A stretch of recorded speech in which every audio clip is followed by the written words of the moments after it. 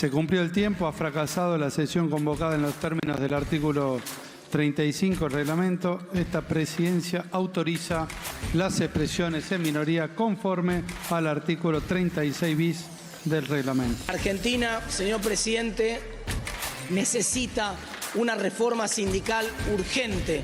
La principal casta que se tiene que terminar es la casta de los que viven del trabajo de los demás. Es la casta de los que viven hace más de 40 años sin trabajar, pero supuestamente representando a aquellos que trabajan y manejando los fondos de esas personas sin ningún tipo de autorización. Está claro, y va a estarlo consultando la lista de los presentes, quienes están comprometidos con la reforma sindical que la Argentina necesita. Con nosotros esta estupidez se termina. Vamos a prohibirlo. Los delincuentes no van a poder solicitar un cambio de penal bajo el paraguas de la identidad de género. Y vamos a impulsar una iniciativa para que los sistemas penitenciarios provinciales puedan adherir. Quienes no adhieran a esta nueva normativa lo único que estarán haciendo es premiar la creatividad de los criminales y faltarle respeto a las víctimas del delito. Siendo las 15:31, habiendo transcurrido los 30 minutos, ha fracasado la sesión convocada en los términos del artículo 35 del reglamento. Esta presidencia autoriza expresiones en minoría.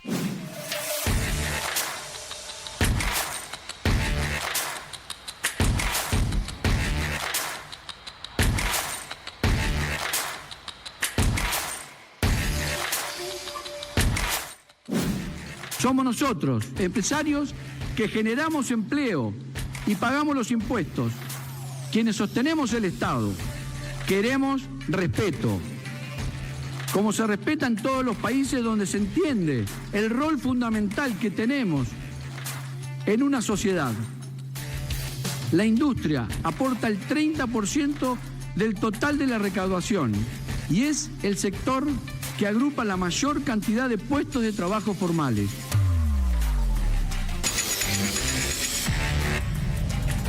Muy buenas noches a todos, bienvenidos a la noche de A24, bienvenidos a MMC. Hoy estalló el cruce, el conflicto entre la Unión Industrial Argentina y el gobierno, que ya venía de alguna manera anticipándose, pero hoy se expresó en toda su dimensión. Un conflicto que en principio tiene que ver con el dólar barato, con la apertura comercial que quiere propiciar el gobierno para bajar los precios en dólares. Argentina ha quedado muy cara en dólares. Y el reclamo de los empresarios en contra de esa apertura comercial, con el argumento de que antes de ir a una apertura comercial para bajar los precios en dólares, hay que bajar el costo argentino, que está fuera de la empresa, que no tiene que ver con la eficiencia de la empresa, sino que tiene que ver con el sistema impositivo argentino, nacional, provincial, municipal, que tiene que ver con la legislación laboral, que tiene que ver con los costos de logística, que tiene que ver con los costos de infraestructura, crediticios, etcétera, etcétera. De hecho, hoy fue la conferencia anual de la Unión Industrial Argentina y pegaron el faltazo el presidente Milei, que había sido invitado, y el ministro de Economía, Luis Caputo. En un contexto en el cual, ahora lo van a ver, el que llevó la voz cantante de la industria no fue el presidente actual de la Unión Industrial Argentina, que es Funes de Rioja, sino el empresario Rapalini, que es el dueño de Cerámicas Alberdi, que es el presidente de la Unión Industrial de la provincia de Buenos Aires, y que se lo menciona muy fuertemente como futuro presidente de la Unión Industrial Argentina.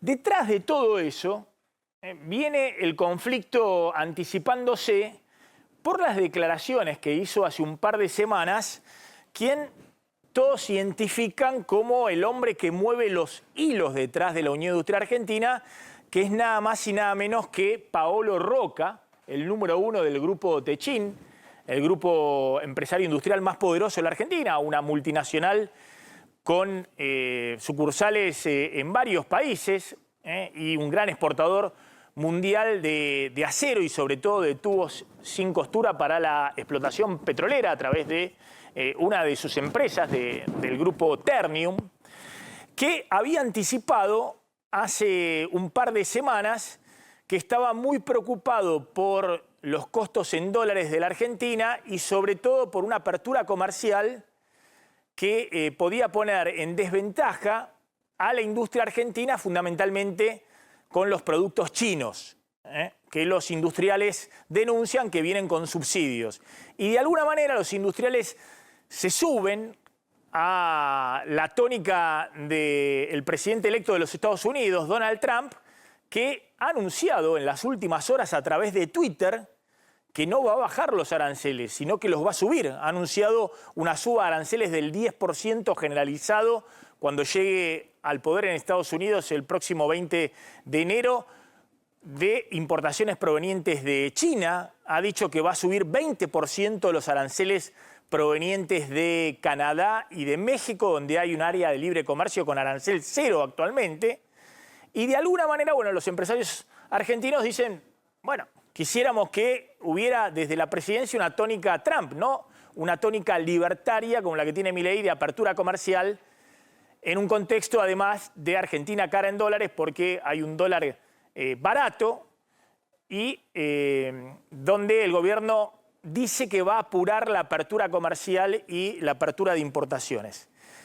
Quien mejor expresó del lado del gobierno y en el tono que le gusta a Milei, así con adjetivos calificativos altisonantes, el que mejor sintoniza en este momento, si se quiere, el tono Milei desde la política es José Luis Espert, que es el probable candidato del oficialismo en la provincia de Buenos Aires para liderar las listas el año que viene y es el actual presidente de la Comisión de Presupuesto y Hacienda, que justamente frente al reclamo de los empresarios de que antes de ir por la apertura comercial hay que nivelar la cancha, ahora van a ver, esto es lo que dijo hoy el presidente de la Conferencia Anual de la Industria, respecto a que primero hay que bajar impuestos, hay que nivelar la cancha, poner en pie de igualdad las empresas argentinas con las importaciones que vienen subsidiadas desde China.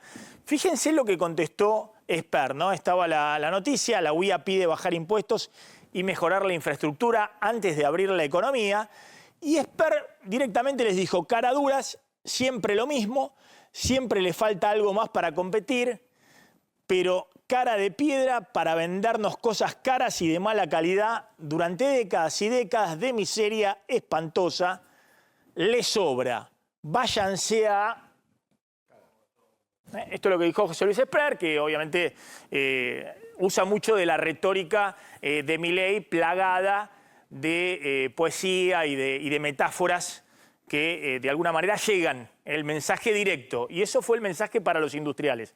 Fíjense lo que decía hoy, insisto, quienes algunos identifican como el nuevo o el futuro presidente de la Unión Industrial Argentina con el aval del grupo Techin, el empresario Martín Rapalini, hoy cuando abría la conferencia anual de la Unión Industrial Argentina, que tuvo vaciamiento por el lado del gobierno, no fue ni Milei ni el ministro de Economía, obviamente las voces más esperadas en ese tipo de encuentro. Somos nosotros, los empresarios que generamos empleo y pagamos los impuestos, quienes sostenemos el Estado. Queremos respeto, como se respeta en todos los países donde se entiende el rol fundamental que tenemos en una sociedad. La industria aporta el 30% del total de la recaudación y es el sector que agrupa la mayor cantidad de puestos de trabajo formales.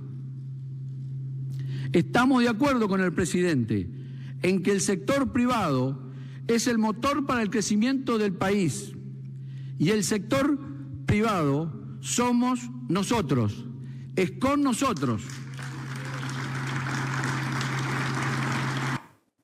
Las frases bien claras que marcan una tensión fuerte, insisto, entre el gobierno de Javier Milei y el sector de la industria más poderoso representado en la Unión Industrial Argentina.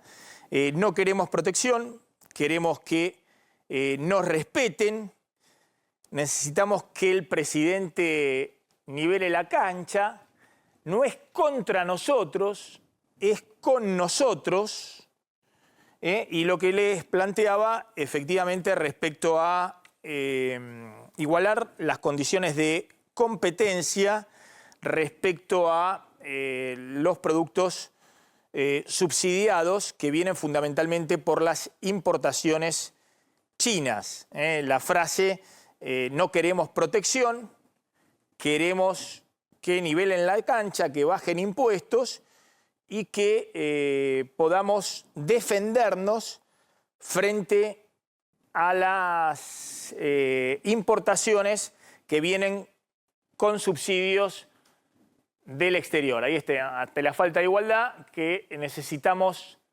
defendernos de los países que atacan con subsidios.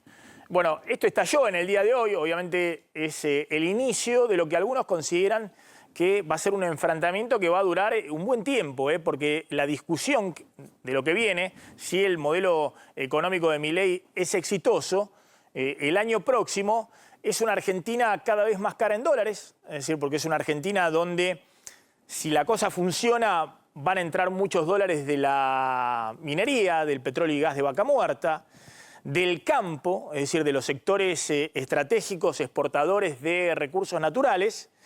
Eso va a generar un dólar barato, es el esquema que ha puesto el gobierno. Dice, pero todos los países de la región hoy tienen un dólar que se mantiene en esos niveles hace años y obviamente se han vuelto caro en dólares y sin embargo pueden competir. Y citan los casos de Uruguay, de Chile, de otros países de la región, pero claro, esos países no tienen, como tiene la Argentina, un aparato industrial, industria siderúrgica, industria del aluminio, metalmecánica, industria automotriz, industria textil, es decir, una serie de sectores que se están quejando y abren el paraguas por lo que el gobierno viene anunciando que es una apertura comercial bajo este esquema económico. ¿Tenés algún datito adicional, Gonzalo, de esta pelea que ha surgido en el día de hoy entre la Unión Industrial Argentina y el gobierno del presidente Javier Milei? Sí, totalmente, que en la principal, digamos, el principal foco de discusión sobre esta apertura de importaciones va a estar centrado, Maxi, en lo que son los pequeños electrodomésticos, computadoras, celulares e incluso indumentaria. Y lo que va a hacer el gobierno va a ir fuerte al remarcar que básicamente la industria nacional en esos términos no es más que una industria de ensamble y que los productos son casi un 100% de componentes importados, entonces no habría motivo alguno para que no bajen los precios en el caso de que no quieran competir contra lo que va a ser una aluvión muy fuerte en los próximos meses. Pero no solamente de esto. Mirá, me comentaban un dato. Viste que ahora se habilitó esta franquicia de $400 para hacer compras que solamente vas a pagar... Puerta a puerta, sí. Puerta a puerta, solamente el courier, perdón, que solo vas a pagar el IVA. Ojo que está teniendo ramificaciones que ni el propio gobierno esperaba, en cuestiones vinculadas a perfumería, en cuestiones vinculadas a maquillaje, todo lo que es, no los grandes, digamos, los grandes players, ¿no?, de la industria, sino incluso algunas empresas mucho más chicas. Y el gobierno ahí tiene decidido también dar la pelea. Sí, igualmente, atención que todo eso es chiquito respecto a la gran discusión que hay en la Argentina. Si la Argentina va a ir a una economía más abierta, bajo qué condiciones macroeconómicas, y efectivamente cómo van a bajar los costos de lo que se llama insumos de uso difundido. Estamos hablando de la siderurgia, estamos hablando del aluminio, estamos hablando del plástico, estamos hablando del cobre, del vidrio, es decir, todos esos insumos que se usan de manera difundida en todas las producciones y encarecen todos los costos de la Argentina. Detrás de esos sectores hay grandes grupos económicos. El más emblemático es el grupo Techin, que además de hacer tubos sin costura, hace la chapa para toda la industria automotriz y encarece los costos de toda la industria automotriz, además de otros sectores, Asindar en la construcción con el hierro redondo. La discusión que se viene es qué posición va a tener Milei frente al mundo y fundamentalmente frente a China. Si va a ir a una apertura irrestricta comercial para bajar violentamente los costos, donde China arrasa, o si va a seguir con cuidado la línea Trump, que ha dicho en el sector siderúrgico, en vez de bajar los aranceles vamos a subirlos para proteger a la industria siderúrgica. Me parece que esto que está planteando la UIA lo que tiene es el aval de los grupos económicos poderosos del sector industrial argentino, que están avisando que acá hay una colisión de intereses, no ideológicos, sino de intereses respecto al rumbo económico y al entramado industrial de la Argentina. Fíjense lo que pasó hoy en el Congreso. Ya está Facundo Nejamsky. Atención, porque Martín Tetaz, el diputado del radicalismo, que impulsaba un proyecto de democracia sindical, un proyecto como el que impulsó Alfonsín apenas llegó al gobierno, la famosa ley Mucci, y perdió por un voto en el Senado, y eso marcó al gobierno de Alfonsín, la idea de un proyecto de ley que limite las reelecciones indefinidas de los capitostes del sindicalismo, además de ponerle otras condiciones que democraticen a la corporación sindical. Miren lo que pasó en el Congreso, en diputados. Argentina, señor presidente, necesita una reforma sindical urgente. La principal casta que se tiene que terminar es la casta de los que viven del trabajo de los demás. Es la casta de los que viven hace más de 40 años sin trabajar, pero supuestamente representando a aquellos que trabajan y manejando los fondos de esas personas sin ningún tipo de autorización. Hoy no lo podemos conseguir, pero se ha producido, hemos ganado, señor presidente, porque se ha producido un principio de revelación. Está claro, y va a estarlo consultando la lista de los presentes, quienes están comprometidos con la reforma sindical que la Argentina necesita. El doctor Alfonsín, señor presidente, nos está mirando desde el cielo. Le rendimos un homenaje a su enorme convicción de darse cuenta que el momento para hacer estas reformas en la Argentina era el momento en el cual empezaba su gestión. Este es el momento de la reforma más importante que necesita la Argentina. No pudo ser hoy porque no conseguimos el quórum.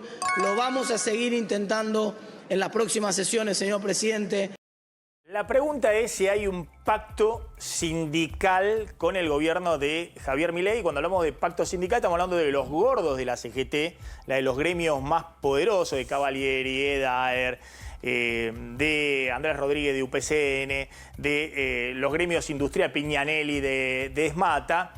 Si hay un pacto libertarios sindical, ¿no? Como el que en su momento Alfonsín, cuando va a la elección de la salida de la dictadura, denuncia un pacto militar sindical. Eso en la campaña electoral. Y después, apenas llega al poder, manda la ley Mucci para impulsar la democracia sindical. Y pierde en el Senado. Fíjense el tuit que hoy saca el diputado Martín Tetaz. Bueno, justamente recuerda la tapa ahí del diario Clarín, de ese momento. Este es el inicio del gobierno de Alfonsín. Rechaza el Senado la ley sindical. Obviamente se la frena el peronismo. La pregunta es quién le frena hoy al gobierno, pues supuestamente tendría que impulsar el gobierno este tipo de leyes. La ha impulsado el PRO, la impulsa el radicalismo. Fíjense lo que ha dicho Tetaz ahí en el tuit, por favor, rápido. Hoy se cayó la sesión convocada para tratar la reforma sindical.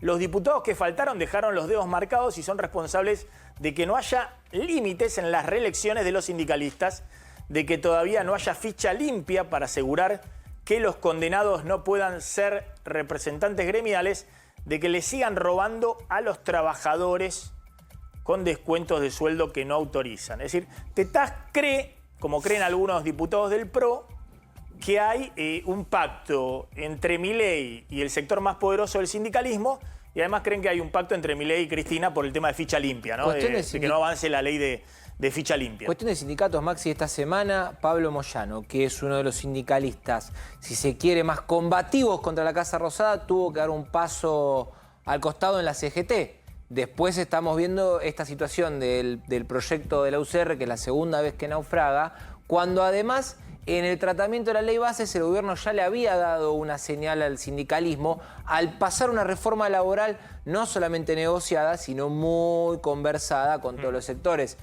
¿Viste? Acá cuando hablamos de democracia sindical, se plantean límites a las reelecciones indefinidas. Acá hay gremialistas que están hace 30 años en su sindicato. O más. Tenés casos que tienen 50, 40 años. Y donde plantean efectivamente que no hay condiciones para que surjan sectores opositores. Incluso sindicalistas que siguen manejando sus gremios hace 20 o 30 años y le han aparecido delegados de la izquierda en plantas, el sector alimenticio, en el sector metalmecánico, digamos, de la izquierda más dura, que no ha podido avanzar dentro del gremio, pero sí en las plantas, ¿no? Y eso genera también todo un despelote en las empresas, porque una cosa es el gremio madre, otra cosa son los delegados de planta. Pero bueno, la pregunta es quién frenó. Hoy, ¿qué pasó con los diputados? El principio de revelación. ¿Qué diputados no dieron quórum? Hoy hubo 120 nada más diputados sentados. Eran necesarios 129 diputados para dar quórum. Hubo ausencias de todos, digamos, para todos los gustos. Tuviste ausencias dentro de lo que fue el oficialismo, tuviste ausencias dentro de lo que fue el PRO y ausencias en lo que fue también la UCR. ¿Por qué? Porque básicamente hubo un trabajo previo, ¿no?, de parte del gobierno y de las autoridades sindicales para intentar, digamos, conseguir adeptos y fracturar ciertos bloques. Por ejemplo... Pero perdón, ¿cómo del gobierno? Si el gobierno no está a favor de esta ley. No. El gobierno no está a favor de esto. ¿De la democracia de la apertura sindical? No. Sí.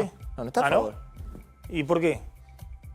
Pero cada vez que el gobierno necesita una ley consigue... Pero si el gobierno dice que quiere ir para desregular todo, democratizar los gremios, ¿vos decís que el gobierno directamente no está a favor de una ley?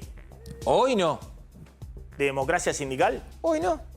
Fíjate cómo trabajaron las espadas legislativas que tiene la Libertad Avanza, que tiene la Casa Rosada. No estuvieron totalmente, digamos, al 100%, no lo pasaron a nafta en términos, si vos querés, como del pasó automovilismo. con ficha limpia. Como pasó con ficha limpia para evitarlo. Pero te doy un ejemplo, como sí pasó con lo que vimos hoy de bloquear el rechazo al DNU. Pero para ahora hablamos de la deuda. Ahí el gobierno aceleró fuerte y consiguió romper de vuelta el bloque de Unión por la Patria, romper el bloque de los diputados de la UCR otra vez, lograr que el PRO no vaya. O sea, el gobierno, cuando necesita que una ley salga, acelera. Cuando no, frena y se nota. Facundo Nejamsky, ¿qué es este tema del proyecto de reforma sindical, de democracia sindical, que ha impulsado sectores del PRO, del radicalismo y que al parecer no tiene los votos?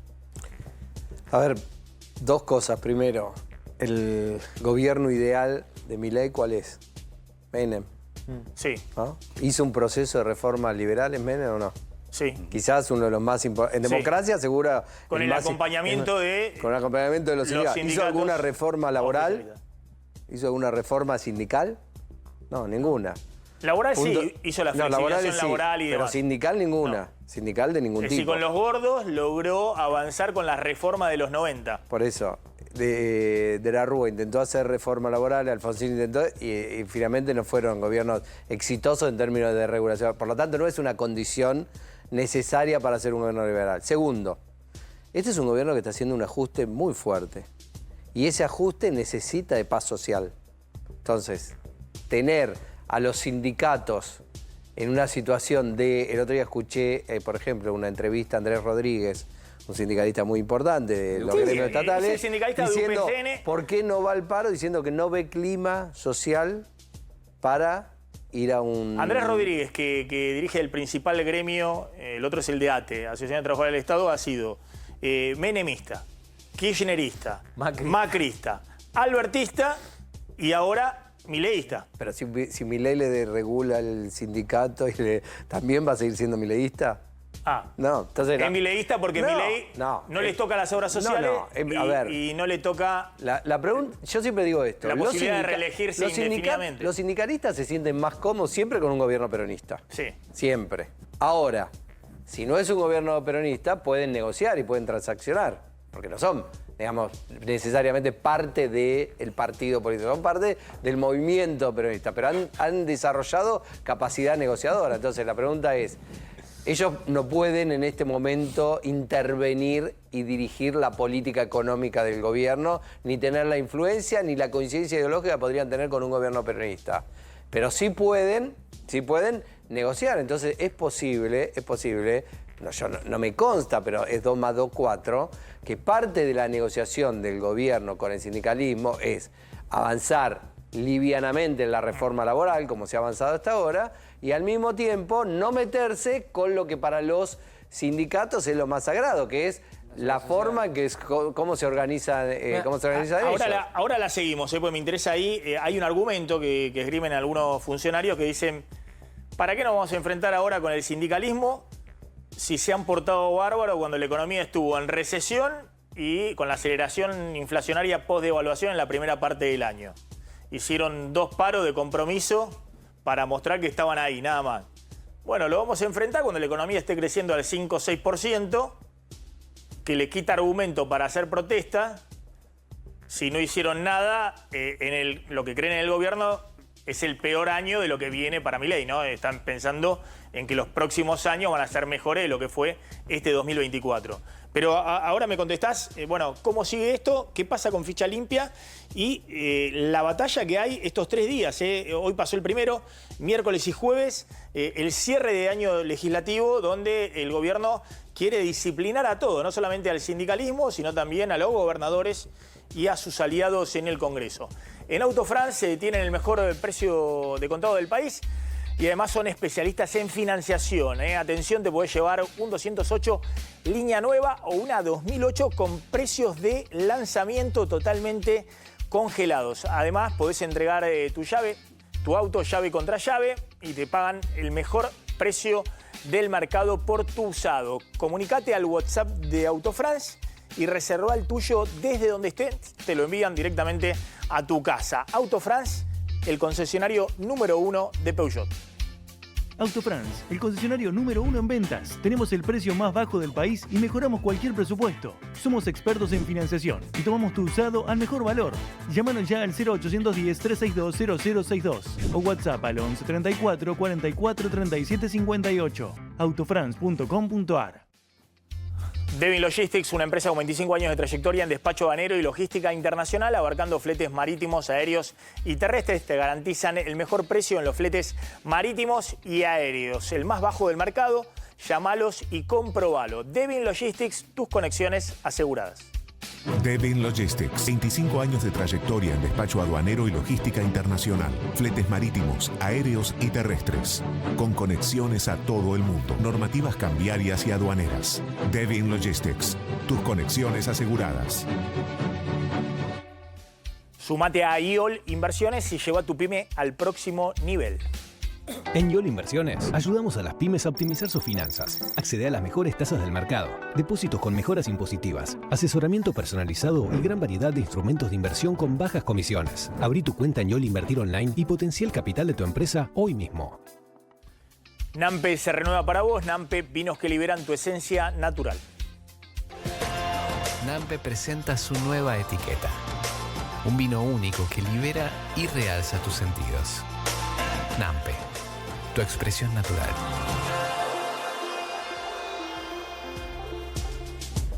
Bueno, decíamos que están los temas que quedan en el Congreso. Así Entonces, se planchó democracia sindical. Sí. Ficha limpia, ¿en qué queda? Ficha limpia, a ver, hay una clave. Va a ser el jueves eso, porque mañana tenés juego online, básicamente, y lo que son las apuestas, que por una cuestión de casualidad va a coincidir con la presentación del informe del jefe de gabinete, Guillermo Franco, pero en Senado.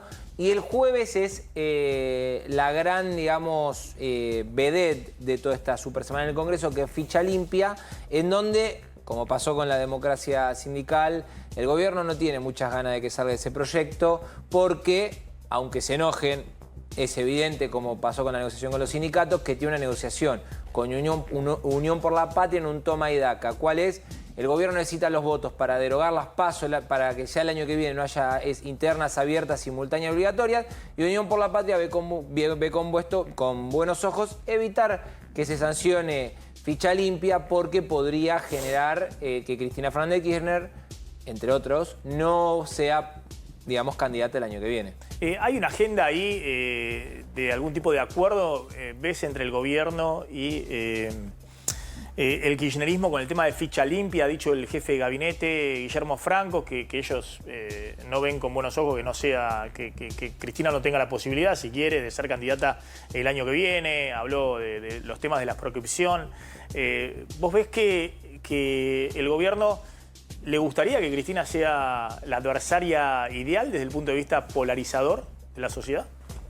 A ver, si vos pensás en una sociedad polarizada dividida en dos y sos gobierno, lo que más te conviene siempre es tener el escenario electoral enfrente fragmentado, ¿no? No importa la cantidad de pedazos que lo tengas, pero la mayor cantidad posible. Mientras te va muy bien, esos secundarios pueden oírte también y eso se puede convertir en algo muy importante.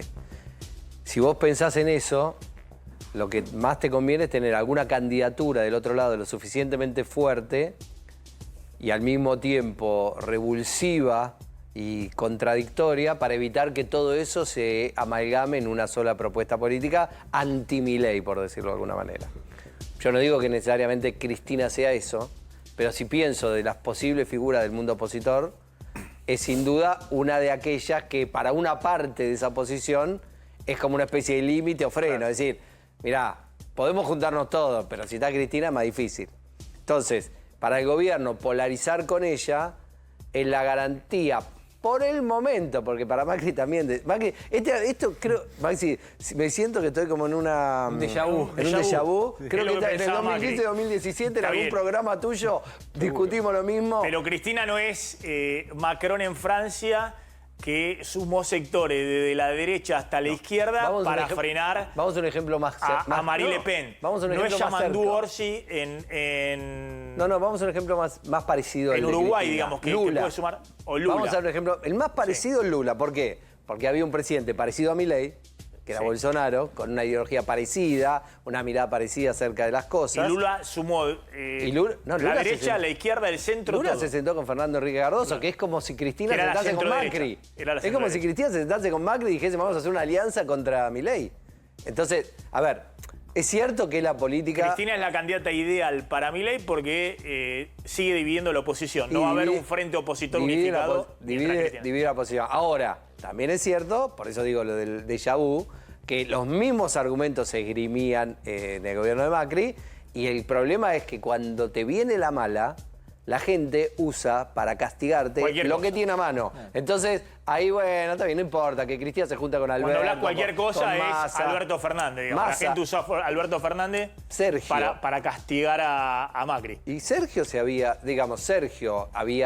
ido del peronismo, se había convertido en el 2013 en la principal oposición a Cristina y la caída del macrismo lo habilitó a poder volver a articularse. Votantes del PRO lo usaron en la provincia de Buenos Aires para castigar a Cristina. ¿Y te acordás? En el 2013.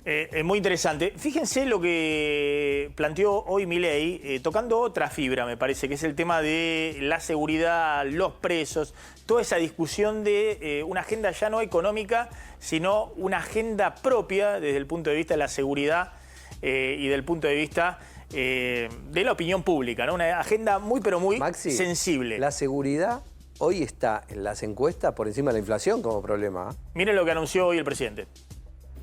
Y ya que hablamos de los presos, quiero darles una pequeña primicia. En las últimas semanas se hicieron conocidos varios casos de delincuentes que, utilizando la ley de identidad de género, pretendían argumentar que en realidad eran mujeres que debían estar en una cárcel de mujeres, ya sea para aprovechar de las mujeres reclusas o para continuar con los negociados desde condiciones más laxas. Tan solo la semana pasada se supo que el jefe de la banda de los moros pidió 10 habeas corpus para cambiarse de género y poder percibir visitas de hombres.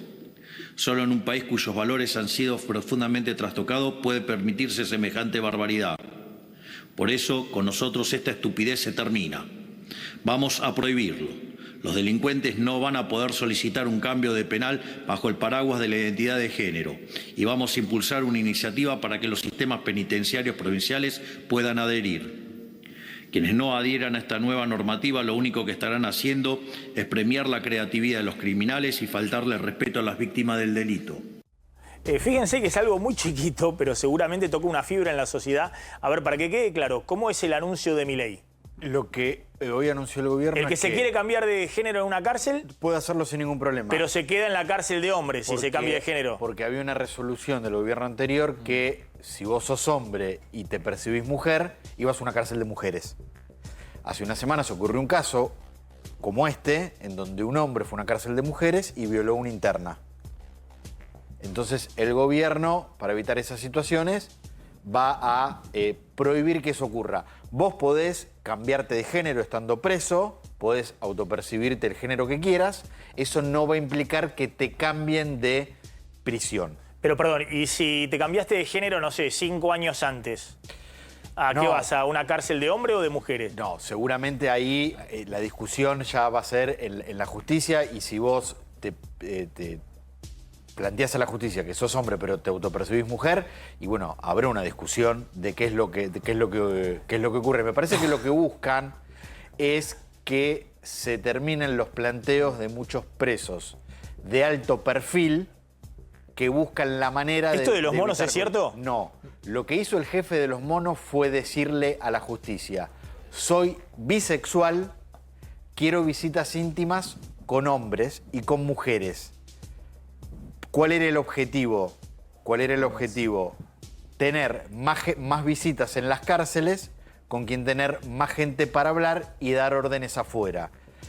Te cuento esto porque esto que pidió Guille Cantero se rechazó porque en una escucha telefónica que tenía la justicia, Guille Cantero le decía a alguien que estaba afuera: voy a decir que soy gay para tener más visitas. Claro, pero ahí hay que ver la complicidad de la justicia, porque también si se aplica el sentido común... No, hay un caso... Perdón, la complicidad del Servicio Penitenciario Federal. Del Servicio Penitenciario, de la Justicia y demás. Esta es una medida que aplaude el 80% de la sociedad, me imagino. Sí, por supuesto, pero ahí además alimenta la agenda anti-woke, que combina dos elementos, ¿no? La agenda anti-woke de la batalla cultural de la que los ideólogos del mileísmo y de la libertad avanza hablan y repiquetean todo el tiempo, y la combina con la agenda de la seguridad, pero además, que es una agenda transversal. En términos penitenciarios es muy chiquito. En el Servicio Penitenciario Federal, las cárceles federales, que son las que dependen del gobierno, hay cerca de 11.000 presos. ¿Sabés cuántos, por estadísticas oficiales, se autoperciben trans? 40. Es el 0,35% de la población penitenciaria. Está bien, pero si hay una onda donde efectivamente... Es que no hay una onda. Claro. Es que los planteos son muy pocos. Son muy pocos, pero que pueden llegar a tener impacto. Te doy un ejemplo de Santa Fe que lo conoce muy bien el gobernador y obviamente el presidente, porque así me consta en esta medida. Hubo un recluso que solicitó tener una visita íntima con su pareja, su mujer, que también estaba reclusa. La policía de Santa Fe tuvo que trasladar a uno de ellos con un patrullero cuando ese día tenía, por decirte, 10 patrulleros disponibles en la zona. Uno de esos, en vez de estar patrullando y custodiando a los vecinos, tuvo que trasladar a la reclusa para que tenga relaciones íntimas con su pareja. Eso también es lo que buscan cortar, digamos, con esa cuestión de discrecionalidad que tiene a veces la justicia provincial. No, que el planteo de Milei, a ver, hay muchos planteos. Los presos se cansan de presentar habeas corpus planteando un montón de cuestiones. En algunas tienen razón, en otras buscan alguna manera de liberarse, sobre todo los presos narcos, de los nuevos controles que se le impusieron con la asunción de Javier Milei y Patricia Bullrich, que tienen un régimen mucho más estricto. El tema es que lo que hoy anuncia Milei es estrictamente el cambio de unidad de cárcel por el cambio de género. Está bien. No va a otras cuestiones. Me parece más allá, más conceptual, más allá del caso en sí. Me parece que Milei está cabalgando con algo que es evidente. La gente ha visto que hay tierra de nadie, algunos distritos en la provincia de Buenos Aires, en Santa Fe, en distintos lugares del país, que el gobierno anterior, el tema de la seguridad, tenía una discusión entre quién quería aplicar mano dura y quién quería aplicar mano blanda. No resolvían nada, ni siquiera resolvían el tema del narcotráfico en Rosario, porque el gobierno de su propio signo político pedía desesperado ayuda y no le enviaban. Y bueno, de alguna manera Milei está cabalgando sobre la agenda de seguridad, diciendo, miren, mientras el gobierno anterior se preocupaba por ver si alguien se transformaba de género dentro de la cárcel y después se iba a otro penal, los que estaban afuera de la cárcel, la gente común y corriente, sentía que había territorio liberado. Así es.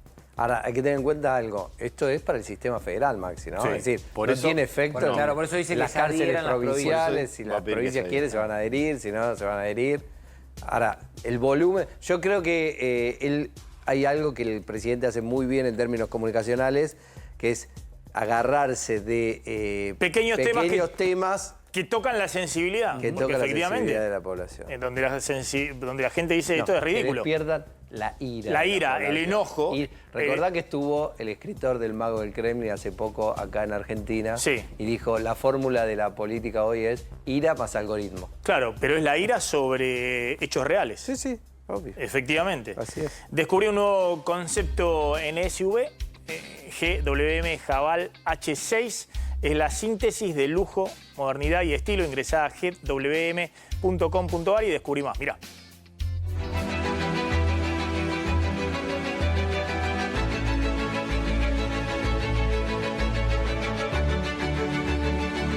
El poder de tenerlo todo. Jabal H6. Explórala. Somos Casa Saro. Trabajamos con materiales de la mejor calidad. Desde 1986, el mejor socio en obras hasta clientes finales. Somos especialistas con más de 37 años de experiencia. Solicita presupuesto en nuestra web o por WhatsApp 11 65 44 14 32. La calidad de un buen aceite está en la naturaleza que lo contiene. Kroll es aceite de canola virgen, rico en omega 3 y el más bajo en grasas saturadas. Por eso, ayuda a reducir el colesterol. Kroll, sabor a vida. Probalo. ¿Cansado de la humedad de cimientos en tu casa? En Sivaco tenemos la solución. Nuestro equipo electrónico antihumedad de cimientos, sin obras costosas ni complicadas. WhatsApp 114-997-3434. Envíos sin cargo. Más de 10 años de garantía. Ingresá a sivaco.com/antihumedad. Sivaco va, la humedad se va.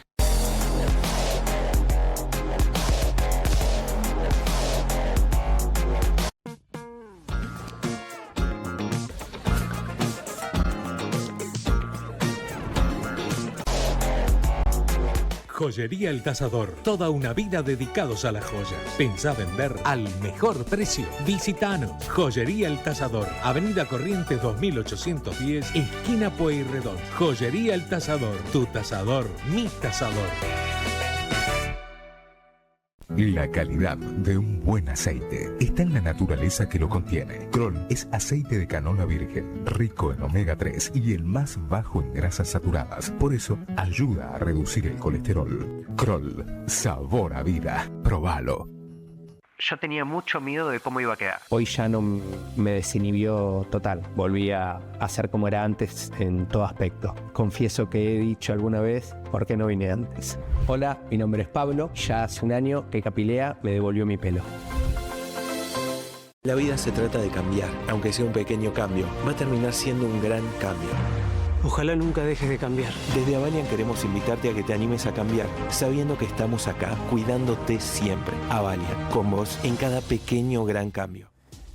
Atención, ¿qué pasa con la discusión del presupuesto? Bueno, Maxi, la decisión de los dialoguistas de no acompañar el rechazo al DNU que habilitó al ministro de Economía, Toto Caputo, a renegociar deudas sin pasar por el Congreso, habilitó una nueva discusión en el presupuesto. Y en esa línea, 10 gobernadores del PRO, 5 del PRO y 5 de la UCR, lo que antes era Juntos por el Cambio, emitieron un comunicado en el que sostienen que el gobierno tiene que cumplir, porque así se había comprometido en negociaciones, con 5 puntos que son clave para sus arcas provinciales, que representan una ínfima parte de lo que sería el gasto del presupuesto, que además sostienen que no pone en riesgo el superávit fiscal. Y además hay una frase que yo remarqué que me pareció bastante fuerte, que sostiene que desde el retorno de la democracia no se ve una situación de tamaña magnitud en detrimento de las arcas provinciales y que el gobierno tiene que atender este reclamo porque así lo indica la ley y distintas normativas. Acá podemos ver, abajo de todo están las firmas, está Jorge Macri, Maximiliano Puyaro, Rogelio Frigerio, Ignacio Torres, Alfredo Cornejo, Marcelo Rego, Claudio Poggi, Carlos Sadir, Gustavo Valdés. Acá vemos la foto de los 10 gobernadores que antes era lo que se llamaba Juntos por el Cambio. Y te agrego un dato más. Entre medio de esta charla, ¿no? Estas conversaciones para ponerse a tono y en línea con lo que iba a ser el comunicado, le van a buscar un nuevo nombre a lo que antes era Juntos por el Cambio. En las próximas semanas va a haber una nueva marca, un nuevo sello, por así decirlo, porque dicen, bueno, hay que renovarlo después de lo que fue la derrota. Milei, a sabiendas de esto, porque se enteró, ¿no?, de que iba a haber, sabía la Casa Rosada, publica una foto en sus redes sociales previo a hablar junto a Patricia Bullrich en el acto, digamos, en el que hizo el anuncio, donde se ve la motosierra, que dice, no se la pongo en pantalla, dice: acá tengo básicamente el plan económico para 2025, que es seguir a full con la motosierra. En el gobierno van adelantando que no les va a temblar el pulso, Maxi, en volver a prorrogar por segundo año consecutivo el presupuesto, y que toda negociación tiene que tener como horizonte el superávit fiscal. Sí, atención, porque nosotros venimos contando, en base a los números de la ejecución presupuestaria, que en el ajuste fiscal que viene haciendo el presidente Milei, a principio de año, los 2 primeros meses, enero, febrero, más del 40% del ahorro fiscal del ajuste era el peso sobre los jubilados. Básicamente la inflación, que se disparó post-devaluación de diciembre, y 0% de aumento para los jubilados en enero y en febrero. Eso significó que 4 de cada 10 pesos del ahorro fiscal que hizo el gobierno al inicio del año, eso que llevó a Milei, decir, pero Macri tuvo 4 años dando vuelta, nadie hacía nada, y yo en un mes pasé de déficit fiscal a equilibrio fiscal de manera inmediata. Bueno, eso fue a costa del sistema previsional. Hoy, el peso del ajuste sobre los jubilados en el ahorro fiscal total, estos 5 puntos del PBI de ahorro fiscal que ha tenido el gobierno este año para equilibrar las cuentas públicas, no cae exclusivamente en los jubilados. Los jubilados representan 25% del ajuste total, es decir, menos de lo que representaba a principio de año, porque desde abril empieza a funcionar por el decreto de Milei el ajuste jubilatorio con 2 meses de rezago. Eso congeló la situación de los jubilados, es decir, no siguió la licuadora sobre los jubilados, y hoy representan 1/4 del ajuste. Lo que ha cobrado mucho peso en el ajuste, y por eso el gobierno, ahí está la motosierra que habla Milei el año que viene, es la obra pública, que no se va a poder reactivar el año que viene. La caída de la obra pública es histórica. Es más del 80% en términos reales el ajuste sobre la obra pública total. Solo en 2002 hubo un ajuste semejante de la obra pública. Visto a enero-octubre, los 10 primeros meses del año, son 5.000 millones de dólares de obra pública nacional, directa nacional, más la transferencia de capital a las provincias, que son otros 2.500 millones de dólares. Es decir, estamos hablando de más de 1 punto del PBI de obra pública que no se está haciendo, y eso representa justamente otro 25% del ajuste. Es decir, el ajuste de Milei hoy es 1/4 jubilados, 1/4 obra pública. Y atención, que esto va a seguir el año que viene, porque no pueden aflojar el ajuste en la obra pública. Lo que espera el gobierno es que empiece a haber obra privada, digamos, que haya proyectos de financiación, ya sea con organismos internacionales o de inversores privados, que reemplacen a la obra pública. Pero este es el punto de conflicto con los gobernadores. El gobierno no puede hoy quitar el cinturón o el ajuste enorme que ha habido histórico en la obra pública, porque si no se le deshace el ajuste fiscal. Otra parte del ajuste, obviamente, es el aumento de tarifas públicas y la quita de subsidios. Otra parte del ajuste es la licuación de empleados públicos y así. Pero ojo que el peso de la obra pública en el ajuste de Milei hoy es muy importante. Por eso esta esperanza que tenían los gobernadores de que va en el año electoral el gobierno a aflojar y va a hacer más obra pública, bueno, no va a ser así. La última, rápida, Facundo Nejamsky. ¿Se puede ir a un año electoral sin obra pública directamente? ¿Ese es un problema para quién? ¿Para el gobierno nacional o para los gobernadores? No, sin presupuesto. Si vos fuesen Milei, ¿qué preferís? ¿Un presupuesto todo toqueteado por distintos espacios políticos los que tenés que negociar porque tiene una situación minoritaria en el Congreso? ¿O discrecionalmente vos dirigir los recursos fiscales hacia las áreas que sean de tu interés? Y ahí va a haber mucha negociación. Yo creo que puede haber obra pública, no es que no va a haber, pero esa obra pública va a depender mucho de la negociación política. Obviamente, la discrecionalidad. De la discrecionalidad. 30 segundos, ¿lijo o no lijo? Ni hoy, una senadora muy cercana a Cristina Kirchner, Lucía Corpacci, firmó el dictamen de la comisión y es el 9º voto que le permite al hijo ir con su pliego al pleno de la Cámara. José Mayans igual aclaró, el presidente del bloque dijo, estamos hablando, todavía los votos no están. Estamos hablando del juez federal. Ariel Hijo para ser juez de la Corte. Integrante de la Corte Suprema de Justicia por pedido de Milei. Es la propuesta del gobierno, junto con García Mancilla, que todavía está varios pasos más atrás. Gracias. Se quedan con Pablo Caruso y equipo. Nos reencontramos mañana, como siempre. Chau. Pásenla bien.